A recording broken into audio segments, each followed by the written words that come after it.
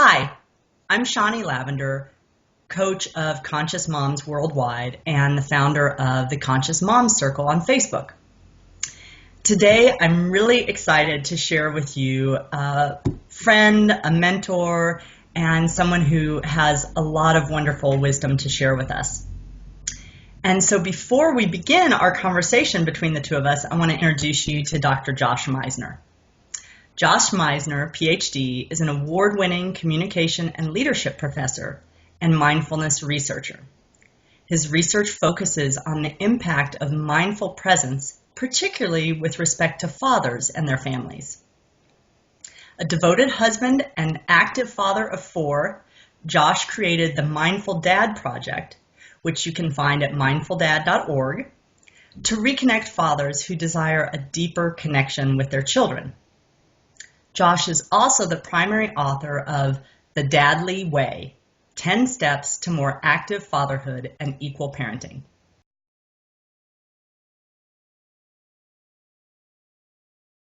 So welcome to the conversation, Josh. Thanks for being here. Thank you for the warm introduction. I appreciate it. Absolutely. Well, it's probably mostly moms out there, but we know that there does involve a man at some point to make a child. So I hope that fathers who are out there will join in as well, and also that moms will share this with the fathers and for their family.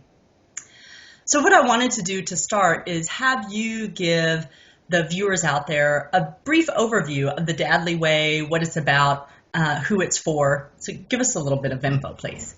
Absolutely. So the Dadly Way was a joint project between myself and my co-author, Hogan Hilling, who had already developed a series of books using the term Dadly. So he kind of had this brand established with the word Dadly. His previous 2 books using the Dadly brand were collections of stories from fathers. They were called, if I can remember the title off the top of my head, Stories of Tears, Triumphs, and Tribulations, something along those lines. And so each of those books just kind of shined a light on the fatherhood experience, for better or for worse. And so in kind of pursuing that goal in exploring fatherhood deeper, he contacted me because all of my research has been with respect to mindful parenting, particularly with respect to fathers. Mm-hmm. And so we teamed up on this to write a book of 10 steps that all parents, but particularly dads, can take in deepening their relationships with not only their children, but also with their partners, their spouses, with professionals who are part of the family mix, medical professionals, education professionals, and so on, to try to make parenting a more equal ground, to where parents are sharing the burden of raising children rather than having it be so lopsided, often in favor of dads or favor of moms, depending on how you look at that. Right. So essentially, we're trying to level things out a little bit more because we ultimately believe that's what's best for the children. Yeah. Well, and I definitely get that through the book. You share a lot of stories there about those triumphs and tribulations too, where, things like you talk about other professionals that parents interact with, what happens when the teacher calls to want to talk to the parent, that they might default just from a non-mindful way to, is mom home? And, maybe that's not the primary person to talk to at the moment. Or, hey, dad can also, field questions or have that conversation. So I think you all really do a nice job in the book of not setting anybody out as right or wrong or opposing sides, but really saying how can we come together and, like you said, serve the children better and serve ourselves. So in fact, I wanted to share a quote that I really like that I think gives a good, not synopsis necessarily, but a sense of the book and your thinking on parenthood. Fathers and mothers deserve equality within the realm of the family. This means that both women and men have the potential to be nurturing, compassionate, emotionally available, and mindful parents to their children. This also means that both men and women have the capacity to be providers, protectors, educators, and disciplinarians to their children. And I just really like that. That to me, it feels very wide open. It's like, oh yeah, this is here, this whole field of possibility that we've maybe been over here in this tiny, like, oh, we're over here, this tiny patch, and it's like, wow, there's a whole field of what's possible for us, which is, I think, very inspiring and empowering for families. It's very freeing. Mm-hmm. There's so much pressure that comes with what society has told us that genders are expected to perform. Mm-hmm. And once we free ourselves of those expectations, we start to realize, hey, we really are capable of doing much more than we ever thought was even possible. Mm-hmm. And as we start to explore those new possibilities, it's remarkably freeing for both men and women. Yeah. As you say that, I think there's this interesting paradox. As you were saying it, these thoughts popped in my mind. When we have that limited view, it is really stressful oftentimes. It's like, I'm the mom, I have to do it all. I have to clean, I have to cook, I have to earn the money, whatever fits for our family and our belief system. So we're, really compressed and stressed by those limiting beliefs. And yet, when we do open up, it's like we can actually do more, not from just the literal, like, hey, add 10 more things to your list, but from that idea of, wow, we can actually be more of who we want to be as a parent and as a partner and as an employee or an entrepreneur, because we're not saying, I have to. It's like, oh, we can, we choose to. And I wonder if that gets a little bit to what mindfulness is, because that's what I wanted to ask you next, was really what in your mind, and from your research, of course, what is this idea of mindfulness? I use consciousness. I don't know if they're the same. So what are your thoughts and what can you tell us? Mindfulness is remarkably simple and yet remarkably difficult to attain. Yay, those fun things. One of those things that it's right there in front of us that we've known is there all along, but yet at some point I think that we kind of drift away from it, because as children we are ultimately mindful at all waking hours of the day.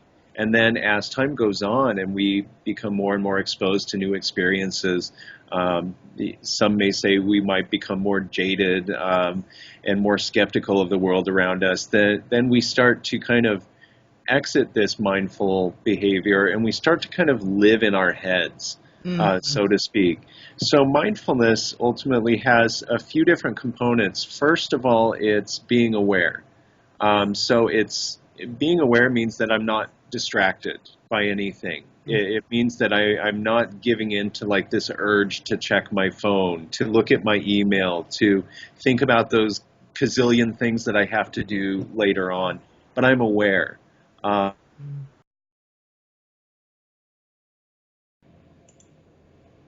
we back? We are right in the middle. It's technology is trying to keep us from being mindful. Okay.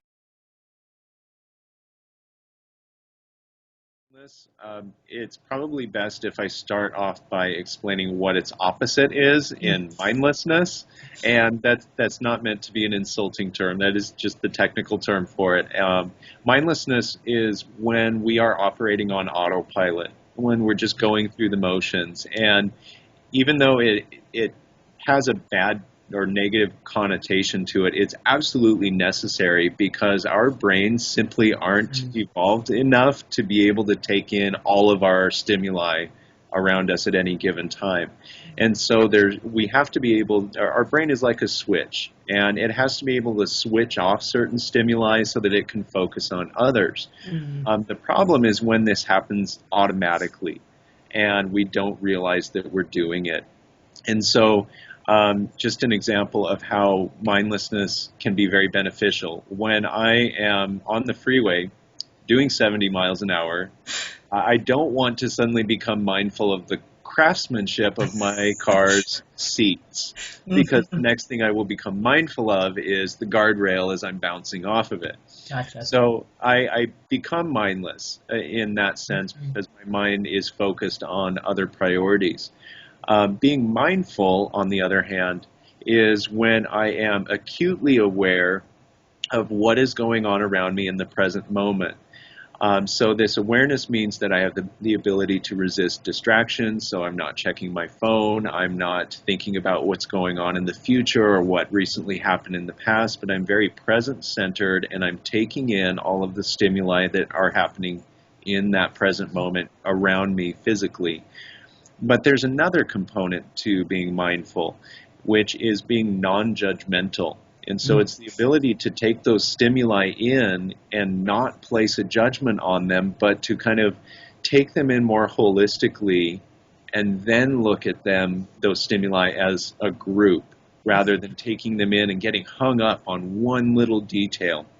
And so as children, we are perfectly mindful. I mean, if you've ever watched a 2 or 3 year old going for a walk outside, you'll notice that they notice everything Yeah. that's going on around them. They aren't exactly good at focus yet. It's the longest walk ever, but it's very interesting. Yes. Ooh, there's an ant, and I'm going to follow that ant for half a Yeah, block. An because they're so airplane, present. Yeah. and Yeah. I mean, stimuli are so fascinating to us as children, but as we get older and we start to get kind of used to those stimuli, we start to our brain starts to switch those things off regularly, and so what we need to learn to be able to do is to control that switch, Mm-hmm. and that's what having a mindful practice is all about, is learning to control it, learning to set aside distractions, learning to focus on what is most important in the present moment. And that's really what I try to teach a lot of within the Dadly Way. Okay. Well, thanks. I love that you gave a different spin on mindlessness, because I think for so many things, that either or orientation makes it easy to say either this is good or this is good. It's like but you're saying there's purpose and usefulness and benefit to both. There are times when mindlessness is, that's what we need to have to stay safe, or to, just really be able to get something done, that needs to get done. But that piece, my big takeaway is that reminder of a mindfulness practice can help us notice, okay, where am I right now? Am I mindful or am I mindless? And given what's going on, what do I choose? Am I okay with being mindless right now? Yeah, I'm watching TV. It doesn't really matter. Or, yeah, I'm having this conversation with my child, or I'm wanting to interact with my spouse in a really connecting way. It's going to be hard to do that if I'm, and that thing, so, I want to be mindful now. And now here's how I'm going to support myself to stay mindful and stay present. So thanks. There are times when we need to binge watch Netflix, tune out, and it's good for our mental health to just kind of turn everything off and just kind of relax our brain doing something very mindless. But mindfulness helps us realize when that's appropriate and when it's not, because if my child is hurting because she's dealing with a bully at school, then binge watching Netflix is the last thing I need to be doing. I need to be able to be present for her, to be able to take care of her needs. Yeah, or listening, half listening, and I'm thinking about this thing. Oh, what? Somebody what? That doesn't support us either. And I really though appreciate the piece about non-judgmental, because I think it's so easy as parents, and you talked about this earlier, our culture has this whole host of here's all the shoulds, here's right, here's wrong, and we all have our values. So, we certainly have things we believe in, and yet it is easy, especially as parents who are striving to create certain types of relationships with our children, it is easy for that judging part of our mind, I think our unconscious, that just is, that's all it does. It's an evaluative machine. I like, dislike, good, bad. And most of that, in my experience, is unconscious. It's not, and it's not even ours. It's usually what we've inherited. We haven't actually said, wait, is that what I believe, or is that just what I grew up thinking, you know? So how has mindfulness, since you've been researching mindfulness and practicing it as a parent, how has it changed and benefited you as a person? Your relationships with your children, your relationships with your wife. How's it been for you to be more mindful and practice this? I know it's a very commonly used term, but it truly changed my life. And I mean that in the truest, most authentic sense of saying that it changed my life. When I first had children, my first two children, I had very young. I had them at 19 and 21, which I don't recommend.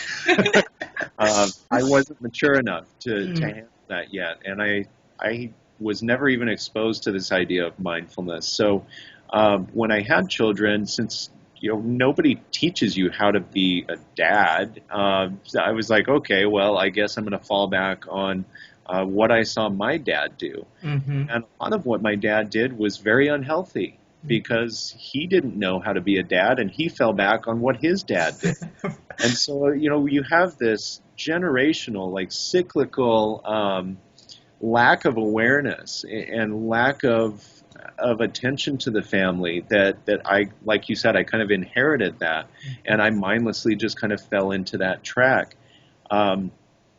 At one point, and I believe I tell this story in the book of the moment when it all changed. It happened in one night when I had one friend point out that I was being remarkably horrible at listening, and I thought, no, I've been listening to you this whole time. And so he quizzed me, and I couldn't answer him. Mm. That's when it hit me. I really was being a bad listener. Mm. And for some reason, that hit me. And then when I turned over to my wife and I said, do I do this all the time? And when she says, yeah, you do it all the time. Well, why didn't you tell me? Well, because you're a jerk. I'm a jerk? I'm not a jerk. I've never seen myself as a jerk. Yeah. And so I really had to back up and start taking a look at myself. And that was what fired the starting pistol on this whole exploration of becoming more mindful. That happened to coincide with a class that I was taking where we were being introduced to some Buddhist literature. Mm-hmm. And as I started reading about the Eastern definitions of mindful awareness, it really started making sense. And so I started employing a lot of the practices that were being recommended in some of this literature. And as I became more mindful, it was like lifting a veil on my entire world. And it was like the scene in The Wizard of Oz when she opens up the door and all of a sudden it's not black and white anymore, but it's color. And that's how I felt, like seeing things brand new for the first time. And ever since that happened, I decided that was going to be my mission. I'm going to teach other parents how to kind of break out of these inherited habits and to become more mindful and to see the world in color. Awesome. Well, what an inspiration, because it is, I think my experience is when we come from our own experience of where we've been and what we have struggled through, that we say, wow, there is something on the other side. There is a journey. There is some place that you can, maybe not the destination so much, but there's definitely is a journey that one can go on to change in a way that really feels profoundly fulfilling and enlivening. And like you said, it's like, oh wow, there's all this there now. I didn't even realize that this was available to me. So that's awesome. Well, I know other parents want that for themselves. So I'd love it if you'd share a few tips for us or practices that we can all use to cultivate some mindfulness for ourselves. And ideally, if you have something like, here's a quick one you can do if you've got 30 seconds, here's one you can do if you've got 5 minutes, and here's one you can just do, when you're on vacation, practice the whole, week you're gone or whatever, just to give people some variety. Because sometimes, as you know, as a parent, we've got 30 seconds and sometimes we have 5 minutes. So share away anything you want to share.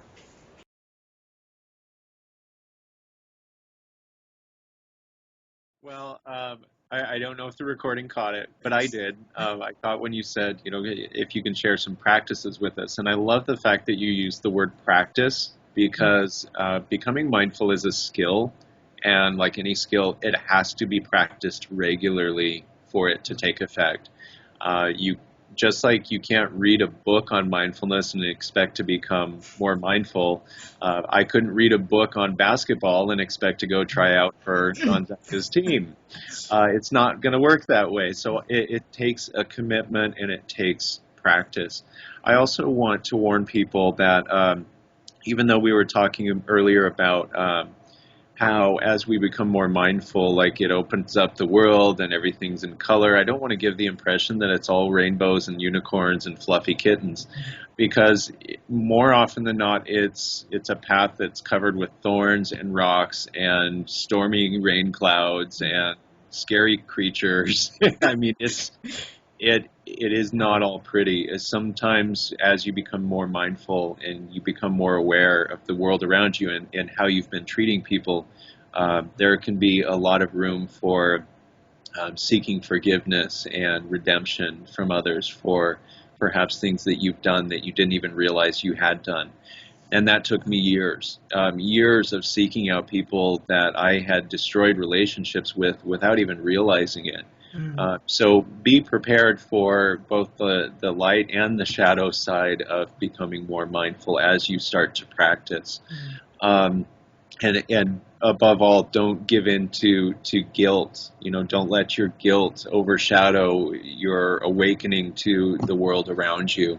Instead, just embrace it and continue practicing mindfulness to remain non-judgmental of those feelings, because as you start to experience them, you can either dwell on them and judge yourself because of the guilt that you're feeling, or you can just accept that, yes, this is guilt, and that is a normal part of it, and I'm going to use that guilt to continue furthering this practice so that I can seek redemption from others and use that to kind of develop a newfound sense of humility. So as far as practice tips, I'm going to share some of my favorites. Okay. One of my absolute favorites, and this is one that's great with kids, we kind of alluded to it earlier. It's what I like to call a walk to nowhere. And it's when we grab our kids, regardless of the weather, because sometimes it's fun to do this in the rain and the snow and the cold too. It doesn't always have to be sunshine and blue skies. But we grab our kids and we leave the house. And that's it. That's the only rule. Goal. Yeah, just go. You leave the house and you go for a walk. And as you walk, you practice telling yourself, I don't have an agenda. I don't have anywhere to be. We're not worried about our time limits right now. We're not worried about making it perfect and making it right. We're simply focusing on taking steps and being in the company of our children. This is one of my favorites because every single time I've done this with my kids, we have ended up on some of the most amazing adventures. One of these situations just happened to me last weekend, and it wasn't a walk, it was actually a drive. My wife and my daughter were off at a hair appointment in downtown Spokane, and so I drove her and I dropped them off, and then me and my son decided we were going to go out and see what we could find. And so as we were driving, if we saw something that was interesting, we would stop and we would check it out. Throughout that day, we ended up having a tour of an amazing cathedral.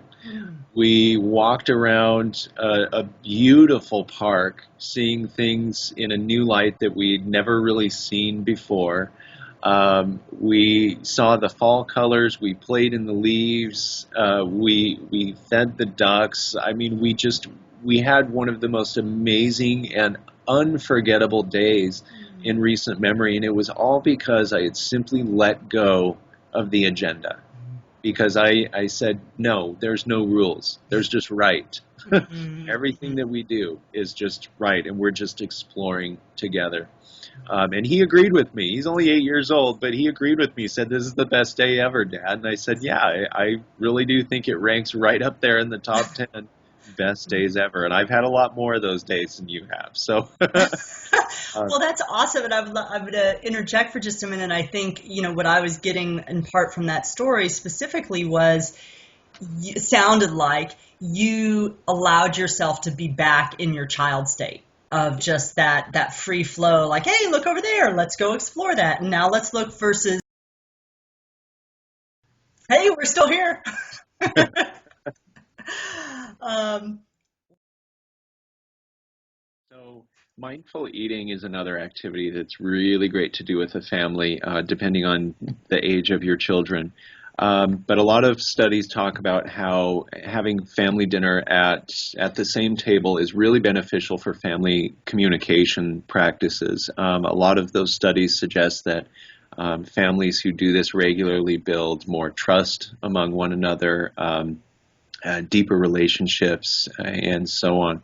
And so it's a great practice to get into, but while we're having dinner with one another, a really great practice is to practice mindful eating.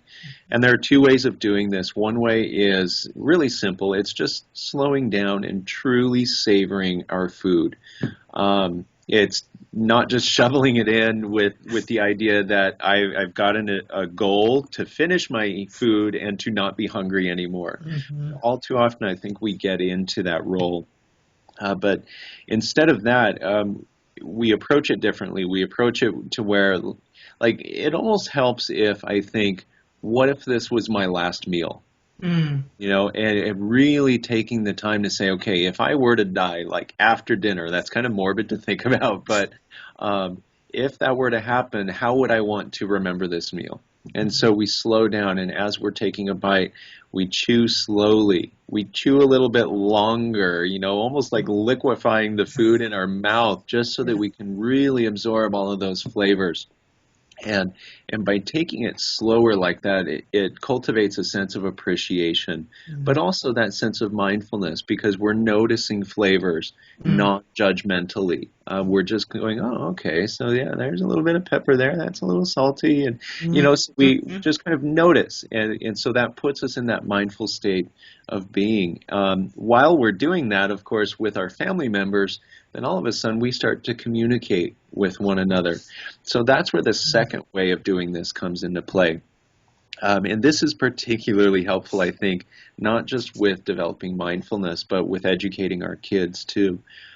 We start talking about where the food came from. Mm, And so if I happen to be having maybe I'm having a stir fry dish, like maybe some rice, some vegetables, and whatnot. And so I say, so, where does rice come from? mm, And then, okay, we think about that for a minute. Maybe one of my kids gets out their phone and Googles it really quick. yeah, And maybe we look at a picture of a rice field. mm, And then maybe we start talking about what was it like for the people that were farming this very rice that's sitting right in front of us. And what was it like for them to package that up? And what was it like for them to ship that here? And what was it like for the person working at the store who stocked the shelves? mm, That when we went and we bought that, and what was it like for us to cook that mm, tonight? Um, and so as we start to talk about the origin of our food, we start to not only learn a little bit more about the whole food process, which is really beneficial, mhm, but we also start to kind of, again, cultivate a sense of appreciation for where everything has come from. mhm, And as we start to do that, we naturally start slowing down and savoring our food a little bit more. By doing this, some studies actually say you eat less this way mm, mhm. because you give your body time to respond, time to get Yeah, full, time right. to instead of just pounding it all in as fast as you can. Um, it becomes less of a process and more of a relationship. Mm, mm, mm, When we do this together, it creates really great conversation with one another. mm. So another form of doing that one, if you don't have time to do that with a meal, is just to do it with a cup of coffee or a cup of tea. Mm. Uh, I love the way that Thich Nhat Hanh suggests. He says, chew your tea. Yeah. And it provides like a really great visual. Like if I take a drink of tea and I start chewing it, that's different. And Hmm. sometimes it's that different, more of a mindfulness Hmm. Yeah. Well, and I'm glad you state talked of. about those specific examples because they're things we can do any day. They're not like you don't need to go to an ashram or be on meditation retreat. They're there. They're right in front of you. And the other thing is I was listening to the mindful eating piece, what was being inspired in me is that idea of that sense of wonder Mhm. again that children have because everything is new. They've never seen stuff, and like you said, as adults, we have turned off, or our brain has allowed us to stop paying attention to certain things. So we forget that, oh yeah, every ant is different and every leaf is different. And so, as you're describing the mindful eating, part of what I was getting was that sense of like, yeah, well, I might know where rice comes from, but that idea of, well, what was it like for those people? Or let's imagine what it was like. What was it like for the rice to get shipped? If the rice were this living being, just imagine that sort of gets us back to that childlike state of, I don't know, and I wonder, and I'm curious, and I never thought about that, which is really, to me, you almost have to slow down to do that Mhm. because you can't just whiz by it. The other thing I appreciated was you talked about, so my kid might get out their phone and Google it. I think that what I notice sometimes is that there seems to be a lot of fear. In fact, I was communicating with a mom about this morning, a lot of fear around screens and technology, because there are studies, that show certain things, and yet there's a lot of unknowns too. It's like we haven't had ubiquitous screens for that long, and so we don't know what it's going to do for us in both the positive and the negative. Um, but it was this idea that you can be mindful about anything and non-judgmental. It doesn't have to be, oh no, the phone just came out. It's like, cool, the phone came out. We got a picture of rice. Rice field. Now we're looking at it. It's fine. It's just it. It's a thing, and to really give us that opportunity for one more notice of how our minds want to, go off down this rabbit or whatever what it is, the rabbit hole, or that just sort of leads us away from, oh, we're right here, right now, Right. and this is what we've got, this moment. Um, so I'd love to sort of, towards wrapping it up, think about, in my mind, when I wrote out some questions, I wrote that I thought three things might be the biggest threat to mindfulness. And what I wrote was busyness, Mm. fear, and the ego. So those are my three ideas. And so I wonder if in your research or your own experience, what you think gets in the way of being mindful for us. I I would have to agree with you. Number one, and first and foremost, on the ego. Pride gets in the way more than anything else. And I'm not sure if that's a universal trait or if that's just a personal one for me. Uh, but pride was one of those things that I inherited from my father, and it was one of those automatic responses that prevented me from being mindful. And so I really had to spend a lot of time with hacking away at my ego, Mm. which was one of those thorny, rocky, uncomfortable Yep. paths that I warned everyone about. But pride and ego gets in the way a lot. Sometimes we have like an inflated sense of self-importance that everybody should be concerned about me, and we really have to kind of flip that around and recognize that by being mindful, we know that everybody else who is around us deserves Mm. time and attention as well, and that it's more of a balance. It's not just all about me, it's not just all about them. It's about recognizing the give and take and the interbeing between all of us, Mhm. and just kind of recognizing that as almost like an environmental issue. What environment am I in right now? Who's populating it? And what is our relationship like? And how is what I'm doing affecting that? What is my role in that?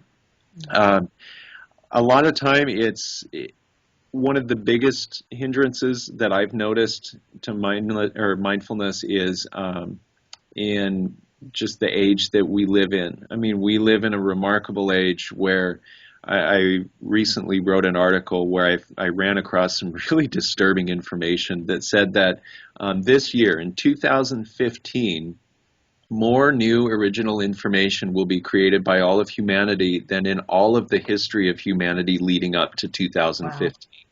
Wow. I mean, when you take that in for a second and you realize in 1 year we've created more than has been created in all of history, Mm-hmm. but then you look at what's being created and you think about it in terms of quantity versus quality, and you realize that looking at information these days is kind of like taking a drink from a fire hose. I Mm. mean, it's everywhere and it's pervasive and it's not just passive and sitting there, it's coming at us from Mm. all directions. I mean, I'm surprised that there's not like an ad on my Skype window right now, you Yeah. know, Don't give them ideas, Josh.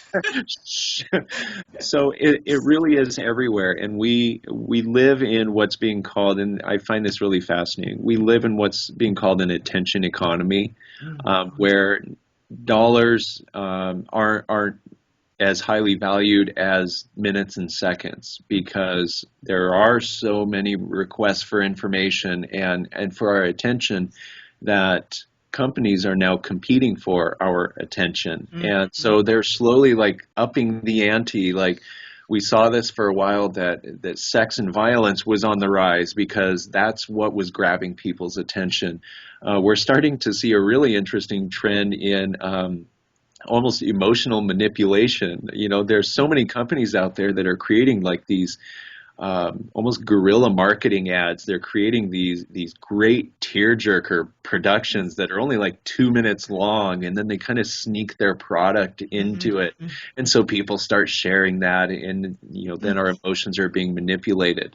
Um, it's enough to really compete for our attention, and with so many entities out there competing for our attention, it's almost a necessity that we become more mindful and better able at controlling where we place our attention, Mm-hmm. because they're getting good at it. They're It's a getting little so 1984 where it's hard to turn it off because it's out there, whether it's on a billboard or it's on your radio or it's on your phone. absolutely. And so, like you said, that practice of being mindful allows us to notice, oh, I'm getting distracted by this. So, and I want to be present right now. So what can I do to, take charge of my environment and create that space for myself and my family. And I think that's a really valuable piece because, um, there are so many things I think we can do as individuals, and mindfulness seems like a great way for each person individually to say, what do I want to do? What fits for me, what fits for my family, and what we're creating for ourselves. So I think that's a wonderful tool. Um, to close us off, I want to share just a little bit. You shared the caveat earlier of it's not all, blue skies and rainbows and fluffy kittens, although I love the fluffy kittens and the blue skies and rainbows. But, I think that piece of the fear piece, oh, if I'm going to be mindful, I might discover something that I don't want to see. And so I think that does keep us like, oh, just don't go there. Don't lift that cover on that thing. But what I see with the conscious moms that I work with and in the conscious moms circle is that these are people like ourselves who have we're not better than anybody else. We do, though, spend a lot of time getting clear on what our vision is, what our values are. And so we have oftentimes these really lofty ideals. I'm going for this. I want to create this kind of relationship with my child and my spouse and myself. And yet we're human. We are still of the 2015 model of humanity. And so even as we keep evolving, we're still unevolved in some ways, or we have moments certainly of less evolved behavior. And what I see, you mentioned it earlier, guilt, I see shame, where it can be really incredibly difficult for people to gently walk that path between I have this really high ideal and I'm human and I still sometimes just get to hear. So you share a story in the Dadly Way about a discovery that you made from your son was saying some things that you and your wife recognized, like, "Ooh, that sort of sounds like he's parroting what Dad says," and that was one of those thorny places for you of going, "Ooh, that's not what I'm wanting." And you wrote, the quote that I have is, "Even an advanced education punctuated by three little letters does not make one immune to the darker side of human nature," which I love. So any advice you can have to sort of close us out on how we can be gentle with ourselves as we're striving to be more mindful and more conscious and giving ourselves a space, though still to be our fully human, not always perfect selves. So any advice for us, Josh? Absolutely. And I'd like to use a little metaphor here, if I may. So sometimes my laundry piles up in the basement. I'm outing myself there, and currently I probably have like 10 loads that are sitting there, waiting to be done, and I know they're down there. They're in the basement. They're out of sight, out of mind, because I don't go down to the basement unless I need to do the laundry or take care of the cats. But I know it's there, and as each passing day continues and I continue running out of clothes, I start to feel the pressure that I need to go do laundry, even though I really don't want to.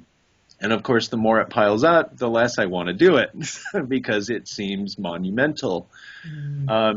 This is a metaphor for all of those shadows that we have a tendency to bury away. Our subconscious is like the world's most amazing HD camera that has been rolling since even before the day that we were born, from the time that we started achieving some sort of sentient consciousness. And it hasn't stopped. It doesn't even stop when we're sleeping. It continues to record. Our conscious mind is not yet capable of handling all of that overwhelming data, and so we only see a very tiny sliver of it. As we become more mindful, we start to bring things up from the basement, and we start to recognize just how much has been buried down there, because we start to merge our conscious mind and our subconscious mind together. And that's really what the essence of awareness is like. And so what we have to do is we have to recognize that that is going to require a great deal of vulnerability. And it is going to make us feel very vulnerable. It is going to require a lot of courage to face that. But one of the things about being mindful, I talked about this earlier, about giving us choice, giving us a sense of control, being able to switch it on and off at will. If I recognize, going back to my laundry metaphor, that I'm not going to get the laundry done all in one afternoon. I can do it a little bit at a time, and if I can do that, then it will get easier, and eventually it will get done. And at that point, I know that I'm going to feel a great sense of satisfaction. And that was kind of what I felt as I started recognizing all of the people in my past that I'd hurt and all of the forgiveness that I needed to seek. It felt overwhelming at first, and I wanted to run and hide from it, and I wanted to forget it. Unfortunately, it's really hard to unlearn things once we figure them out. And so I knew it was there, and I knew that if I just approached one person at a time, and that as I approached those people, I would learn from each of those instances on maybe what to do with the next person. And as one would go successfully, that would give me strength, courage to move on to the next one. It's kind of like, ooh, I got one load of laundry done. Yeah. See, there's light at the end of the tunnel. And that gives me the impetus to continue doing it. But ignoring it isn't going to make it go away. I mean, all of that is down there in our subconscious. And whether we chip away at it a little at a time or we start taking larger chunks, either approach is going to require courage. How much courage you have kind of determines how big a chunk you're going to try to bite off. Mm-hmm. Thanks for that. And you know what I think too, one of the things that I use to inspire myself when I get to those places and I think, oh, I really don't want to deal with this, or ooh, that was not at all what I want to do. And so how do I, what can I do to unlearn it or do it differently next time? Is I think of, I'm setting the model. It's for me, certainly it's a lot of freedom and opening up space in myself to have a different relationship with myself. And yet it's something I really want for my daughter. That's why a big part of why I am so committed to my own growth is because I want her to not have to unlearn things and not have to learn other things in later life. And I can't guarantee that. And yet I think by doing things a certain way, I am at least modeling for her, hey, it's okay. We all mess up and we all can, make amends and do things differently and learn and grow. And we don't have to just stay, stuck in, well, that's all I know how to do. It's like, well, that's what I know how to do now. But if I learn something, maybe I'll know how to do something differently. So thanks for the metaphor with the laundry. I like that. And I think most parents, we can relate to that too. So thank you for your tips, for your stories, and for your mindfulness and for your work. I will post some links when I post the video about where people can find you, but I do want to reiterate that your new book is The Dadly Way, 10 Steps to More Active Fatherhood and Equal Parenting. And people can get that everywhere. I have it in the Kindle version on my Kindle. So, and that's an advertisement, Amazon and advertising for you there.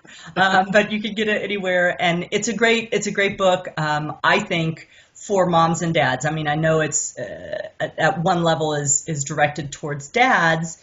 And yet it was eye-opening for me as a mom, too, to go, oh, yeah, I hadn't thought about that piece. Or, what is it like for my husband to be in X or Y situations? And I will say that my daughter is being taken care of by a dad friend right now. So more power to dads out there and more partnership for moms and dads and moms and dads and all the different configurations that we have family in. So thank you again, Josh, and it's really been a pleasure to reconnect with you, and thanks for hanging in through the technical difficulties, too. So. Thank you. Good luck editing. Thanks, I'll take it. All right. Have a great day, Josh.